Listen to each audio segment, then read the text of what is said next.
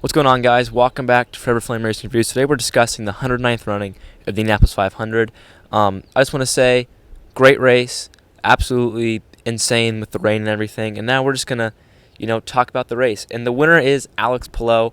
Very well deserved. He's won now 5 out of the first 6 races. Most dominant start to season since I think AJ Foyt 1979. Absolutely insane. Fun fact about this hat, in 2021, when I was just a young fan going to the track, and he was fighting for his first championship. Or it was 2022 because he'd won his first championship, and he really appreciated that. I don't know. He just came back after he signed something for me and gave me this hat, and it says to me, and has his signature on it. So it's really cool what he did for me. So I just thought I'd wear this hat and tell you about it in the video. Second place is now Dave Malukas because Marcus Ericsson and Kyle Kirkwood and Kyle Milot were all disqualified. We'll touch on that later. So Dave Malukas in second place ran a very, very strong race, and everyone knows he's got the Penske connection. Will this ride get him to Penske? Who knows? I was impressed by Dave Malukas. I wasn't impressed by his post-race interviews, though. I do think he needs to be a lot less whiny if he's going to be a Penske driver, because I don't 100% like what he said in his post-race interviews. Third place, Pato Award, man. How close can this guy get before he finally wins the Indy 500? This is basically, besides 2023, I think he's finished second, third, and fourth in every 500 he's finished in, which is insane. So Pato Award's, his day's coming, just wasn't today.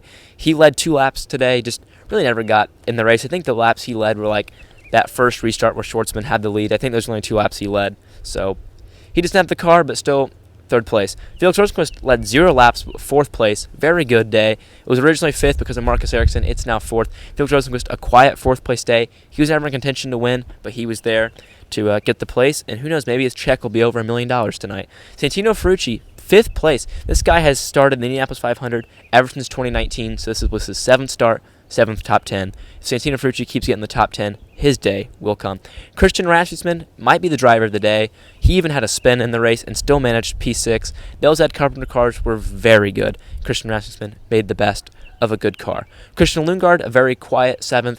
He's kind of like Felix Rosenqvist. Quiet day, ended up in the top 10. Connor Daly, 8th. Noblesville hero, Indiana hero.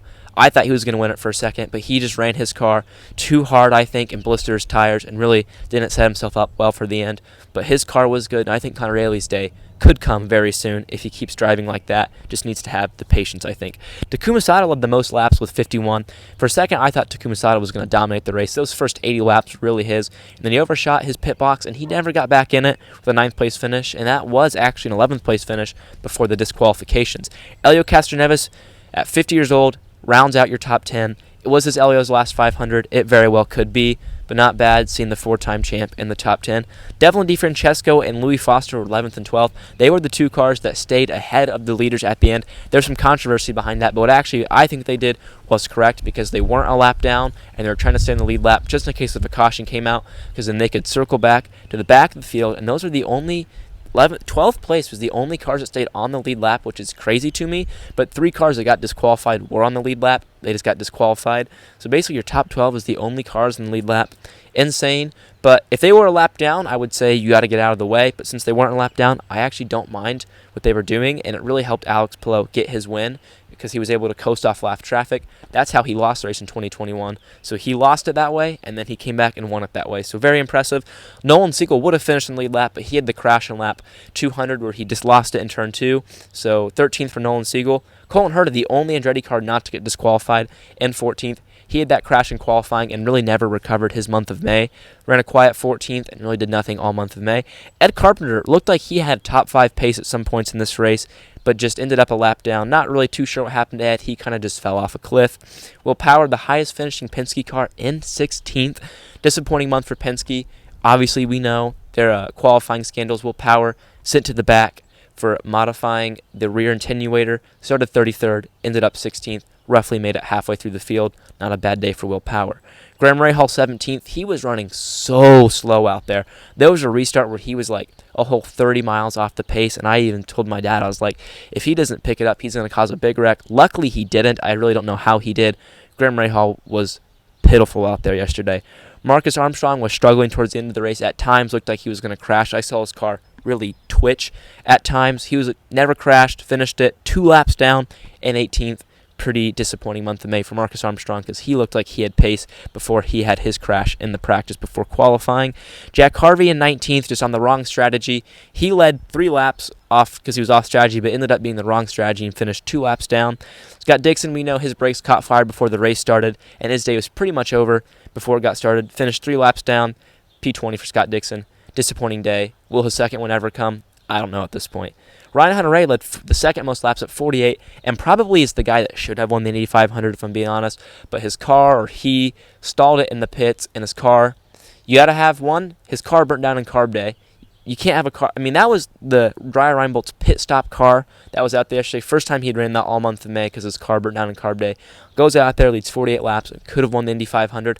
Not a bad day for Ryan Hunter-Reay, but your car's got to make it, and you can't have a car burn down, in my opinion, to win the Indy 500 because, as you saw, the backup car just didn't quite have it in it. He didn't finish the race. He was out on lap 171, so that's disappointing for Ryan Hunter-Reay. Joseph Newgarden, the three-peat was not meant to be. He was out on lap 135. Just was not meant to be for Joseph. He had a fuel issue and was not able to continue. Couldn't get the fuel pressure, so Joseph Newgarden out in 22nd. Disappointing not to see the three-peat, but honestly, I'm kind of glad it didn't happen with everything that happened this month. But it would have been cool to see if it was any other driver, but just the three-peat really wasn't meant to be for Joseph. Stingray Robb, Kyle Larson, Kiffin Simpson, they all had the crash on the restart with Kyle Larson spinning. He hit Kiffin Simpson, and Stingray Robb went up high in the track, and the sweepers didn't sweep the high line, which they should have up for that restart, which saw Stingray get too high and into the wall. Then Robert Schwartzman, the pole sitter, in 26. He had a very, very scary pit road accident where he even hit a pit crew member. Luckily, no one was too injured, I believe. So that was good. Rinus VeeKay crashed going into the pits. He had a brake problem, and when he hit the brake, his car spun. Disappointing day for Rinus and disappointing month for Dale Coyne. Really not much Rinus could do. Dale Coyne was by far the worst team this month of May. Alexander Rossi could have easily won this race if it wasn't for his engine issue, and they put gas in the car, and it just lit on fire. That was very disappointing. I've never seen a driver so mad before than I had seen Alexander Rossi. Marco Andretti, it technically wasn't lap 1, it was lap 4, but crashing on the start of the race, lap 1, turn 1, nothing he could do. Too many cars in one area. Marco Andretti was the odd man out. Scott McLaughlin did not even see the green. He's the reason why this race started in lap 4, crashing on the parade lap. I don't know if he got distracted by those helicopters flying over or he got distracted by the fans. Simply hit the gas and turned his car at the same time, and he went straight off into the wall. And now let's talk about the 3 disqualifications. Marcus Ericsson, who crossed the line in second place yesterday, and at times when he came out of the pits ahead of Palou and Malukas, I thought he had won the race. His tires were 12 laps fresher than them, and I thought he was going to run away with it. But Palou passing Malukas and him for the win, and Marcus Ericsson had no answer. Honestly, I don't think he had a top 10 car in the race yesterday. I think his strategy got him there, and skill. Disappointing for Marcus, having been disqualified. What did he know about it? I don't know. Did Andretti do it on purpose? I don't know. And most importantly, did Dan Towers know about it? I don't know. His teammate Kyle Kirkwood, who started like 25th and ended up 6th place, he was really the driver of the day, but now with this, he can't be the driver of the day. That's disappointing for Kyle Kirkwood to get disqualified. And then Kyle Milot finishes out the field in 33rd. He also had a great day, but he finished below the 2 Andrettis and was disqualified, so that's why he's 33rd. Really disappointing for those 3 guys. They all 3 drove brilliant Indy 500s yesterday, but unfortunately, you got to have a legal car to get the money. I don't even know. Are they even going to get paid any money tonight because they were disqualified? I have no idea. I'll be very interested to see what those 3 have to say at the banquet. But the 109th running of the Indy 500 was fantastic. You had the Penske scandals, and now this. There was really way too much disqualifications and cheatings. You really should have 0. Everyone should have a legal car. So I hope next year we can get affirmative grip over the off season and have no cheating scandals next year because the sport really needs that. But that being said, I enjoyed covering the month of May. I uploaded every video from here to May 1st.